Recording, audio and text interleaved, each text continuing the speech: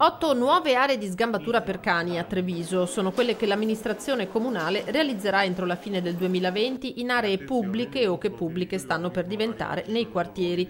Via Nazioni Unite a San Liberale, Parco Uccio a Santabona, Vicolo San Bartolomeo, via Caduti di Cefaloni a Sant'Antonino, via Cavalleggeri a Selvana, infine Parco Ducale a Santa Maria del Sile e sulla Feltrina a San Giuseppe. 2 gli stralci, 105.000 euro la spesa prevista per il primo. È sicuramente una cosa molto importante, i cittadini ce lo chiedevano, verrà distribuito all'interno dei quartieri, quindi ancora una volta i quartieri della nostra amministrazione verranno privilegiati e soprattutto le aree più antropizzate. Un trevigiano su 2 possiede un animale d'affezione e quindi noi stiamo rispondendo passo dopo passo a queste esigenze, sia con l'incremento delle sanzioni per l'abbandono degli animali, sia con tutte le operazioni che stiamo facendo, e vediamo che abbiamo un grande riscontro in tal senso.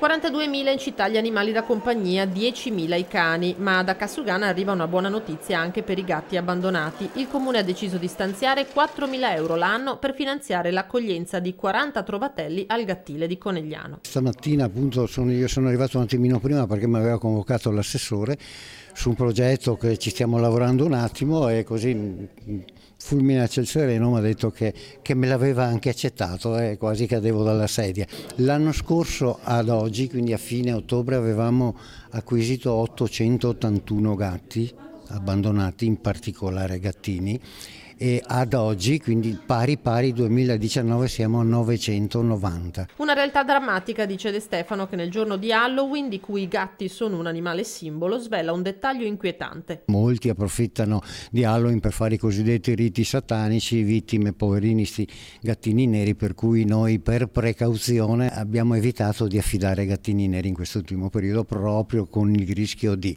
dopo Halloween magari, se chi ha avuto il nostro no vuole venirselo a prendere, volentieri glielo daremo, certo.